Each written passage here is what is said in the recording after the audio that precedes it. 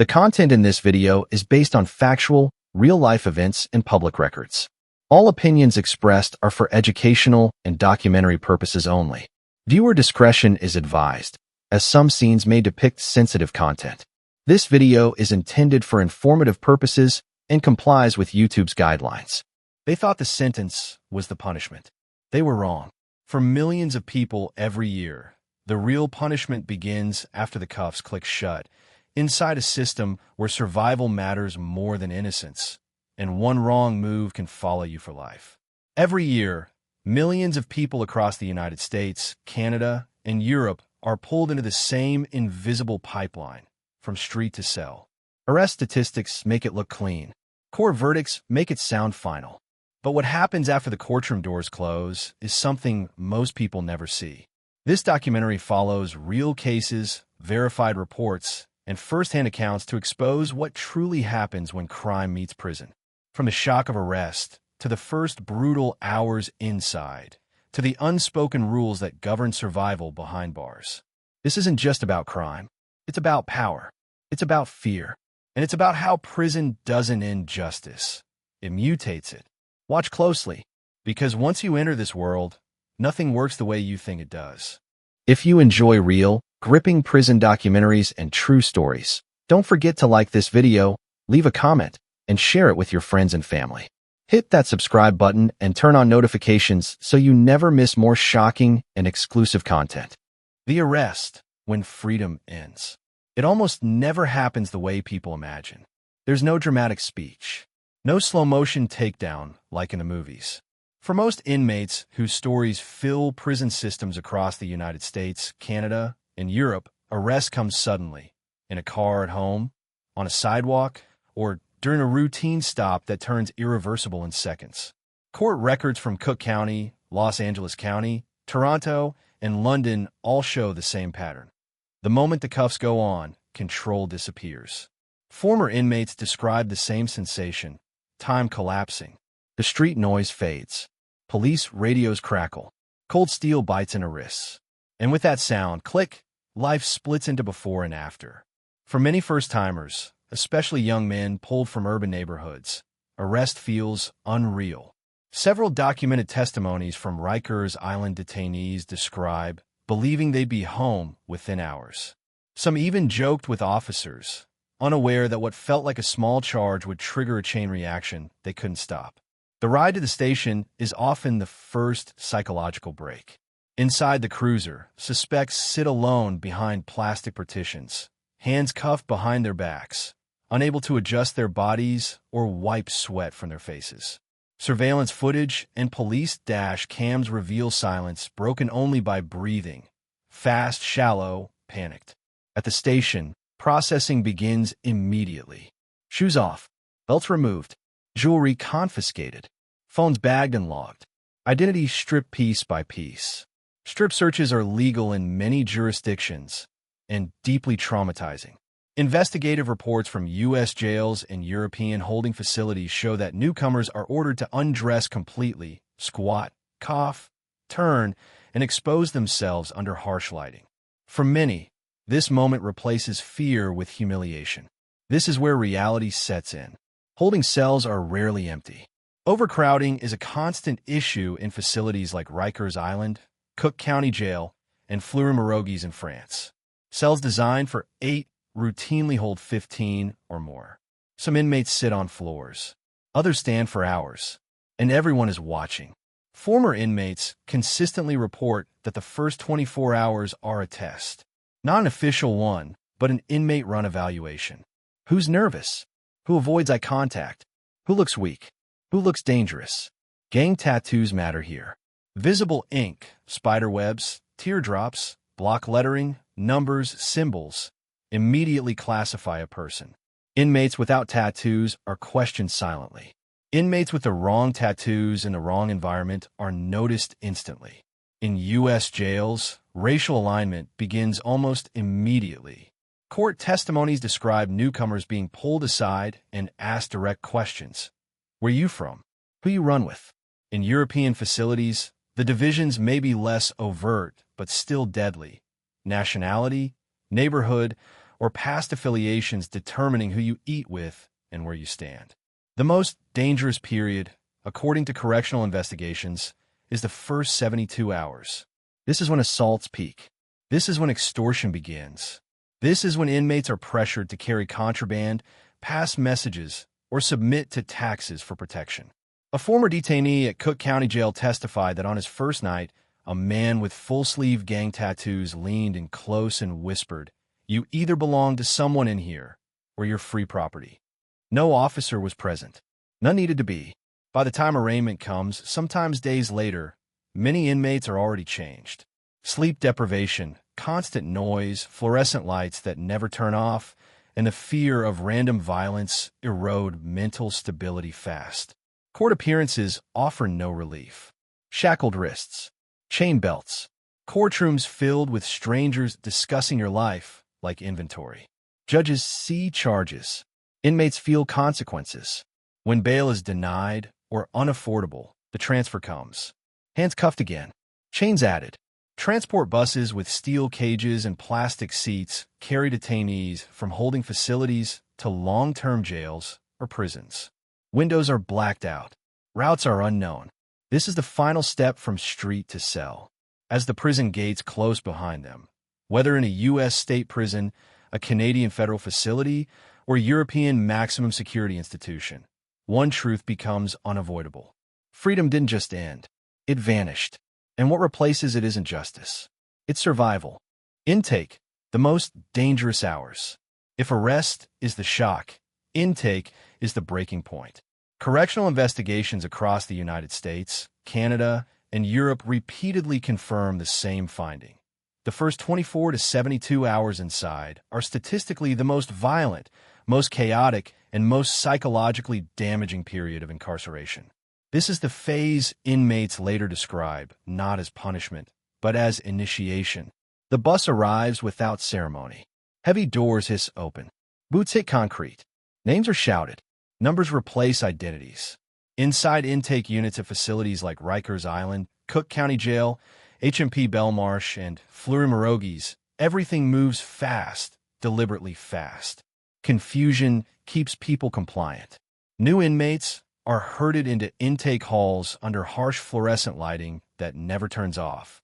The air smells of sweat, disinfectant, and anxiety. Officers bark instructions that often contradict each other. Sit, stand, face the wall, don't look around. But everyone looks around, because intake is where reputations are born or destroyed. Strip searches happen again, sometimes multiple times. Investigative reports from U.S. state prisons and European detention centers show that intake searches are not just about contraband. They are about asserting dominance. Inmates are ordered to undress, lift arms, squat, cough, and turn, while officers watch without expression. For first-timers, the humiliation cuts deep. For repeat offenders, it's familiar, but no less degrading. This is also where tattoos become unavoidable markers. Gang-affiliated inmates arrive with ink that speaks louder than words. Spider webs creeping over elbows, block-letter acronyms across backs, numbers etched into knuckles, teardrops beneath eyes. These tattoos are scanned instantly by guards and inmates alike. In intake holding areas, inmates sit shoulder to shoulder on steel benches or the floor. Some are shaking. Others stare forward, stone-faced. The silence is tense, broken only by coughing, chains rattling, and distant shouting echoing through corridors. This is where the testing begins. Former inmates across jurisdictions describe the same pattern. Someone brushes past you too aggressively. Someone takes your seat. Someone asks a question that sounds casual but isn't. What you in for? Where you from? You got people in here. There are no harmless questions in intake. Answer wrong, and you're marked as weak. Answer too confidently, and you're seen as a threat. Stay silent too long, and suspicion grows. Intake isn't about what you say. It's about how you react under pressure.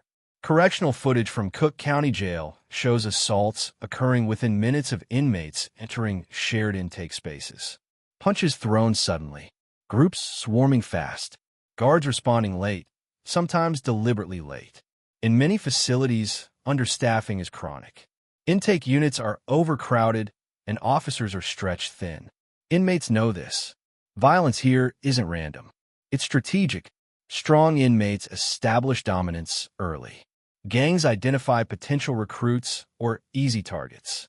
Newcomers without visible affiliations, especially those without tattoos, are vulnerable. A former detainee at Rikers Island testified that on his first night, a man covered in gang tattoos pressed a finger into his chest and said quietly, "You walk with us or you walk alone." And nobody walks alone for long. That choice, alliance or isolation, is forced early. Solitary holding cells exist, but they are limited. Many inmates beg for isolation, thinking it will keep them safe. But investigative reports show isolation often creates a different danger: psychological collapse. Small concrete rooms, no windows, lights on 24 hours a day, no sense of time. Inmates left alone with their thoughts, replaying mistakes, imagining futures that feel increasingly unreal. Mental health professionals reviewing intake procedures have documented panic attacks, dissociation, and suicidal ideation occurring within the first 48 hours, especially among first-time inmates. Meanwhile, the intake grind continues. Medical checks are brief. Questions are rapid-fire. Many inmates lie about health conditions, medication, mental state, fearing isolation, weakness, or exploitation. Uniforms are issued, ill-fitting, stained, identical. Personal clothing disappears into storage bags that some inmates will never see again. Property loss is common. Complaints filed across U.S. and European facilities show phones, cash, and documents misplaced during intake processing. Once lost, recovery is rare. At night, intake doesn't slow, it intensifies. Cells meant for temporary holding overflow. Mattresses run out. Some inmates sleep sitting up, backs against walls, knees pulled tight to chests. Others don't sleep at all. Noise never stops. Shouting, metal doors slamming, distant screams, toilets flushing, officers calling counts, inmates arguing over space, someone crying softly in the dark. This is when fear becomes constant.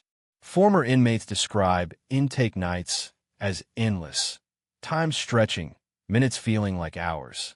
The mind searches for patterns, threats, escape routes. Every sound could signal danger. And then come the fights. Sometimes over nothing. Sometimes over everything. Food trays. Seats. Eye contact. A perceived insult. A rumor spread in whispers. In intake, violence doesn't need a reason. It needs an opportunity. Guards respond when they must. Not when they can. Internal investigations in both U.S. and European prisons reveal that intake violence is often underreported. Injuries are minimized. Statements are vague.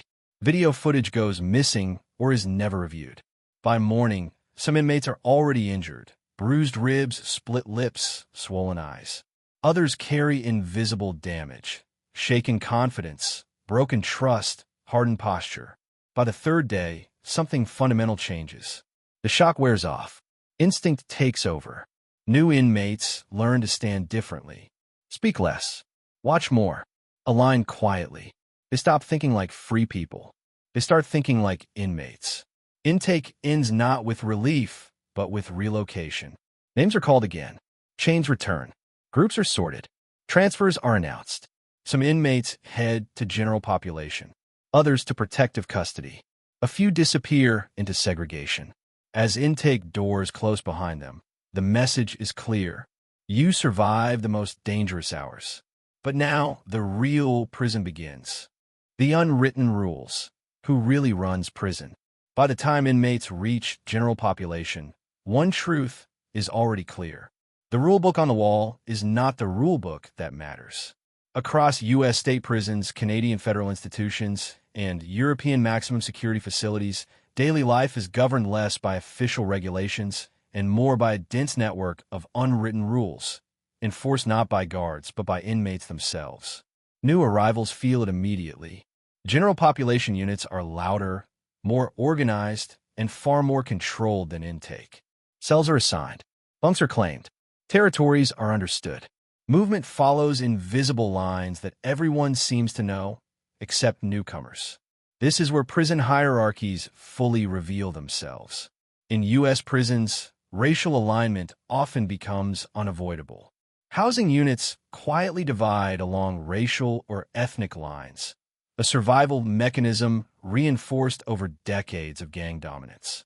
In Canada and Europe, divisions may form around nationality, language, neighborhood, or criminal background, but the outcome is the same.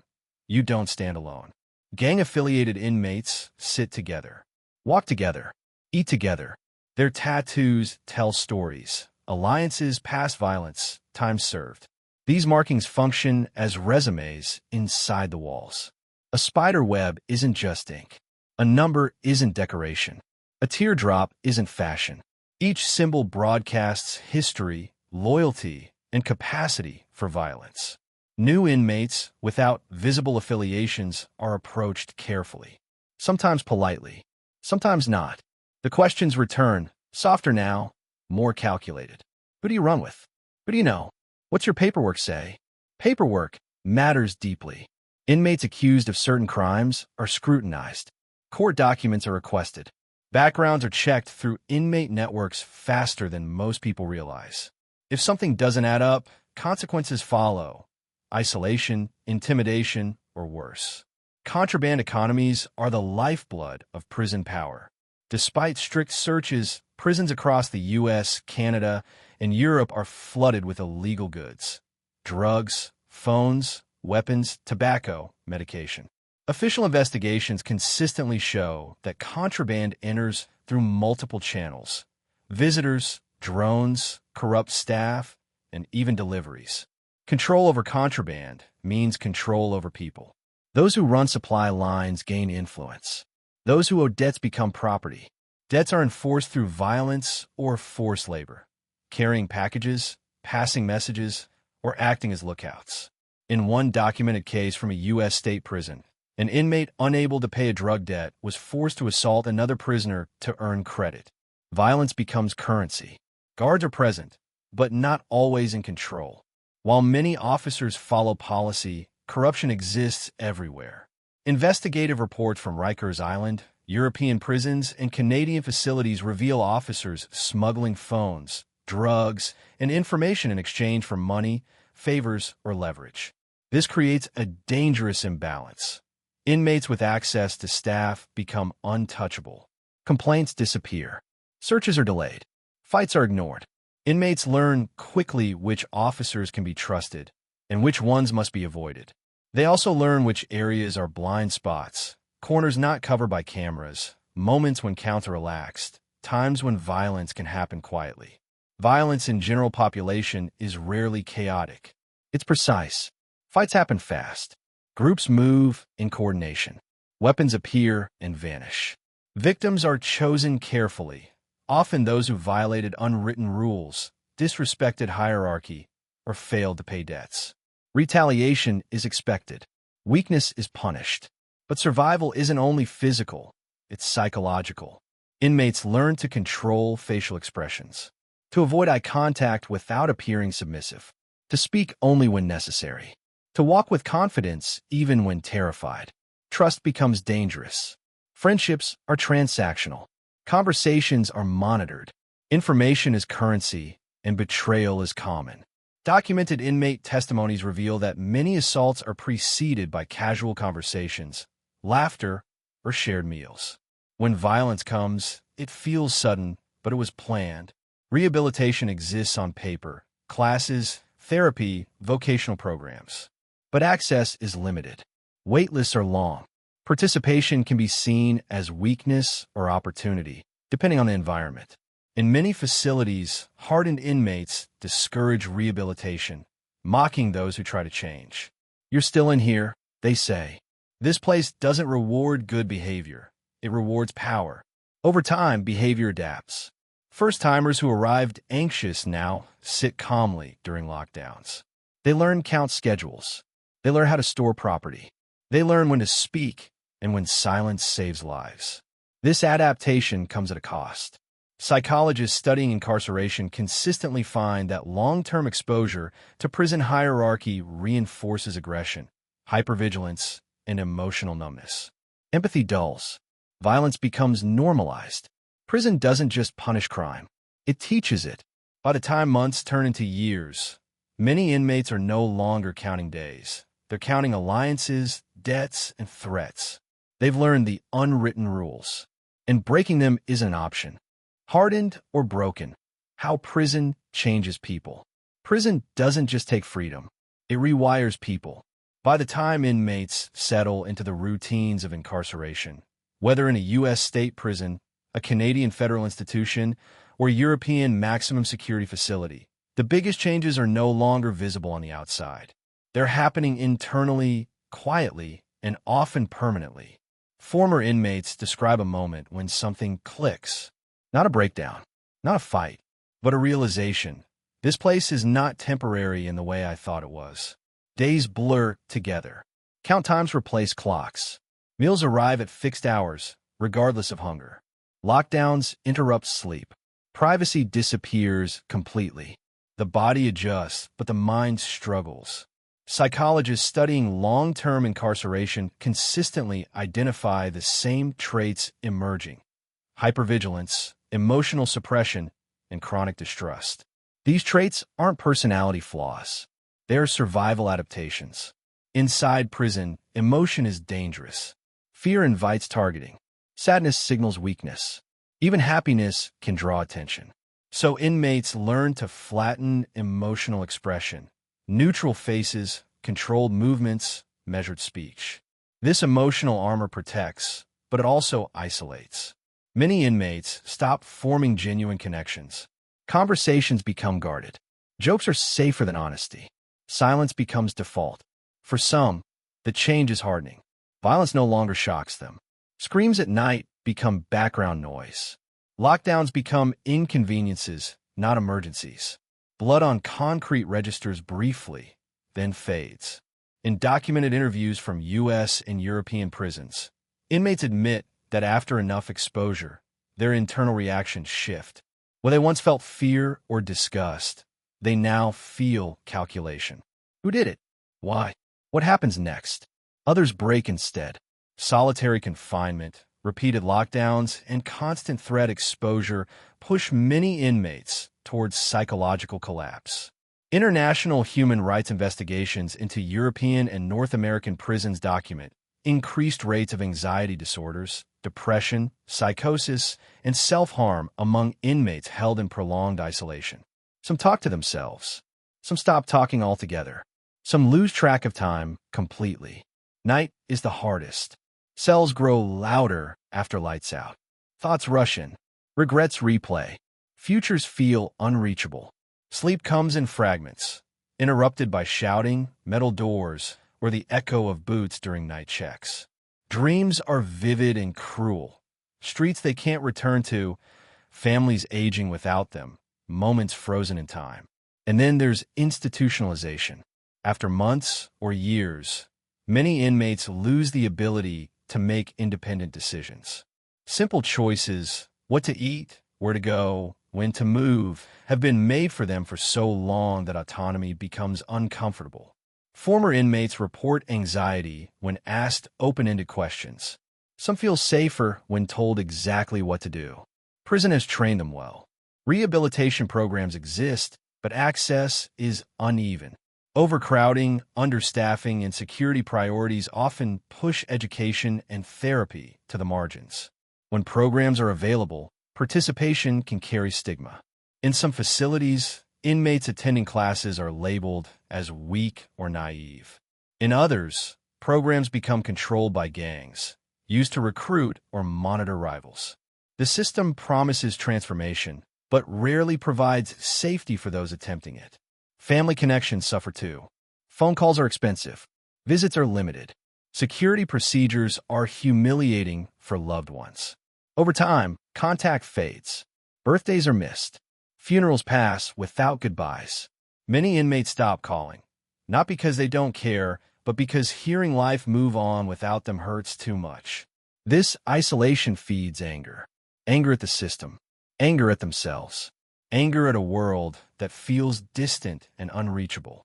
Correctional research shows that unresolved anger combined with institutional conditioning increases recidivism. Prison doesn't erase criminal thinking. It often refines it. Some inmates adapt by becoming leaders. They mentor younger prisoners, enforce order within groups, and maintain internal codes. These leaders often leave prison with influence, but also with habits shaped by control and intimidation.